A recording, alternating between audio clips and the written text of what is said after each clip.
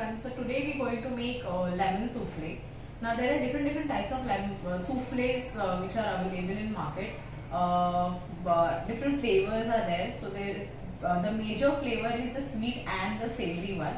Now in the sweet also there are different flavors like strawberry is there, lemon is there, chocolate is there. Okay. And souffles also. Now what we are going to do today is a set souffle. So we're going to put gelatin inside it. But if you go outside, there are souffles which are baked souffles also available in market. Okay, but the important, and there are different ovens also available in which you have to make those souffles. This souffle is basically, it was originated in France. Okay, and in Italy the same souffles are made, but they are called as sabayon. Okay, so let's look at the ingredients.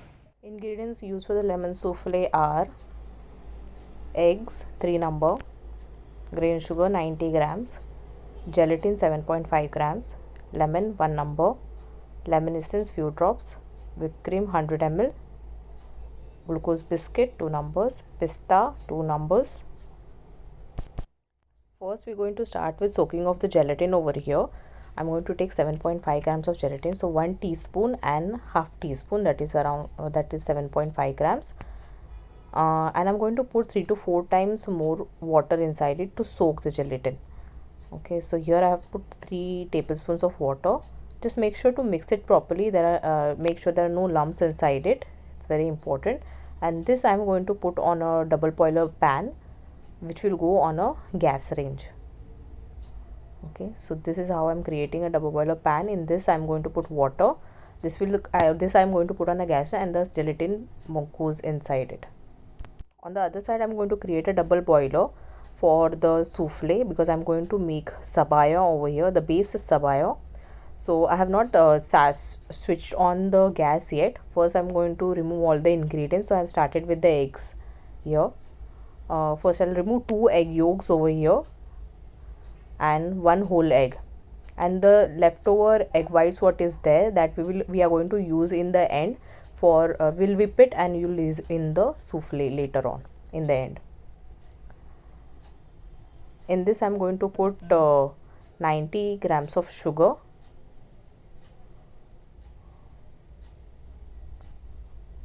which is approximately 6 tablespoons of your tablespoons.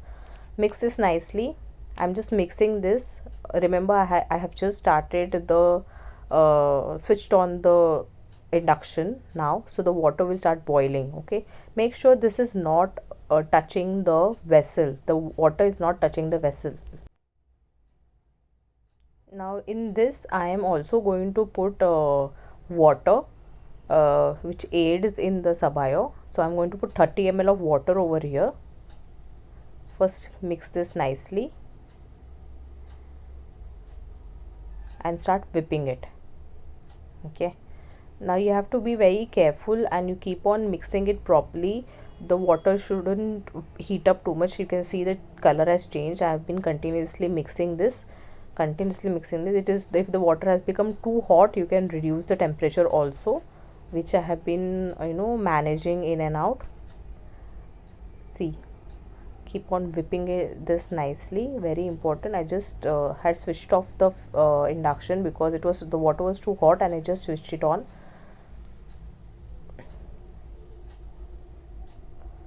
Incorporating air is very important.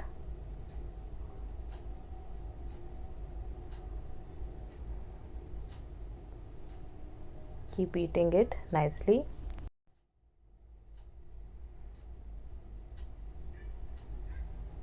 We have to make sure that this becomes thick. Okay, you have noticed the color change. It was first dark yellow in color, and now it has become slightly whitish, on the whitish shade it is going. So, and plus it will start becoming slightly thick also.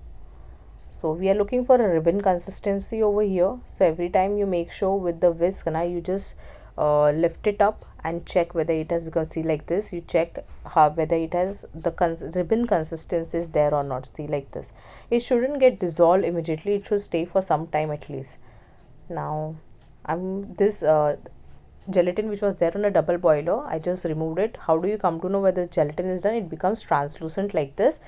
Make sure to mix it properly and then only put all the gelatin inside it, because mostly all the water stays on the top and the gelatin stays in the base, and many people just put the water inside it. So just make sure you mix the whole thing properly. Okay, mix all this. Mixing everything is very important. Make sure all the sides and the base have been taken care of over here.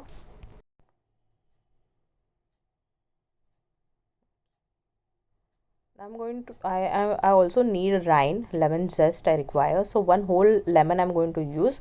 So the what top white yellow part is what I require for, which is the zest. The top inside part, which is the white part, is called as pith. We normally don't use that because it's bitter. Okay, so make sure the top yellow part you try to grate that part. One whole lemon we are going to use over here. This lemon ka juice also we are going to put inside in the souffle.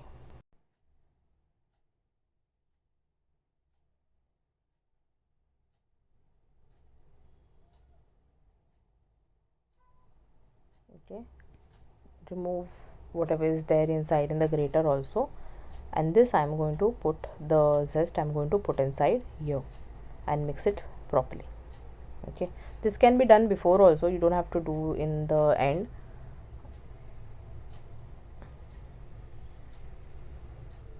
And now I'm going to squeeze out the lemon juice. The whole lemon I'm going to use over here.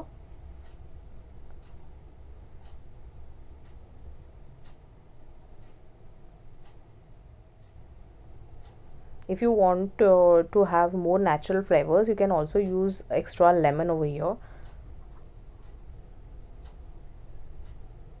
Now here I am putting lemon zest. Here I am putting lemon essence also. I had put.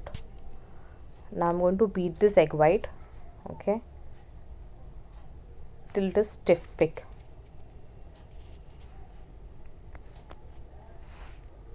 Now you can skip the lemon essence also, and in that case you can put more lemon juice in that. So that is optional.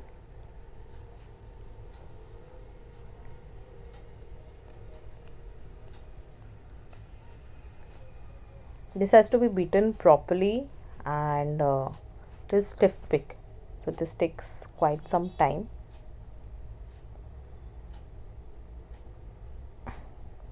Before that I'm going to put whipped cream.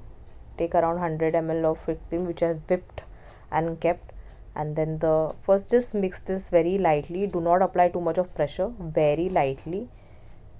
I've increased the speed of the video to reduce the timing. That's the reason it looks like I'm applying a lot of pressure, but actually I'm applying very less pressure. Very lightly I am mixing this, because we have taken care of incorporating a lot of air inside it. If we apply too much of pressure, all that air will go away, and which we don't want it to happen. So very lightly keep on mixing it. Once this is done, I'm going to put this in the molds, but always make sure to scrape it from below. Okay, make sure every nook and corner has been taken care of. Before putting into the molds, I am going to grease them with the oil. Okay, so because I'm going to demold it, so that's the reason I'm greasing them with the oil. Greasing is very important. Properly greasing is very important over here. Once if you don't want to demold it, you can already also put it directly in the ramekin molds or in the paper cups, the paper cups which has a nice base, okay, which can hold. Those also you can put, or different fancy glasses also you can put. And just when I had put this thing, after putting gelatin, I did not let it set for a longer time. I just waited for the mixture to cool down, and then I started putting all the ingredients inside it. Okay, it's very important. Otherwise, if you keep for too much time outside, because of the gelatin, the mixture will start setting. Then it becomes very difficult for you to handle. So just mix this nicely. Mix like this, and then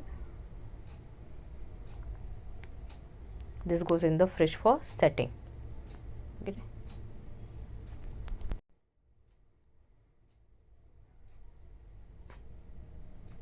Now this is set. I'm going to loosen the sides over here.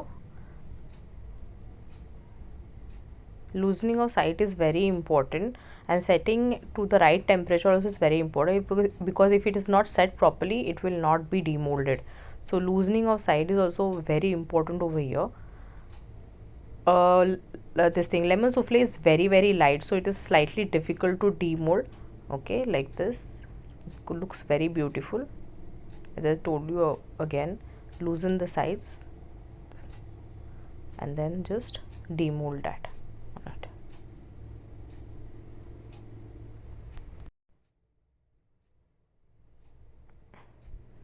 I'm going to crush this biscuit with the help of the rolling pin, because I'm going to use this as a garnish on the lemon souffle.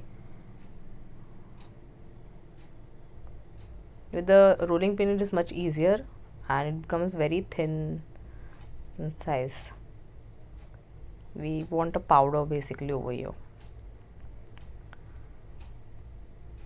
I had demolded only 2, so I'm just going to put this on the side, and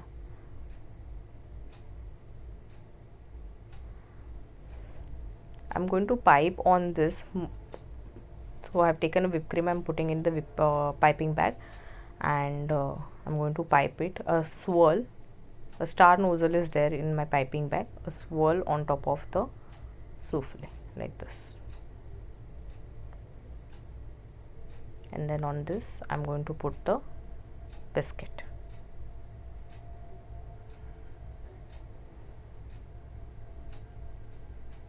And the final garnish is the sliced pista over here.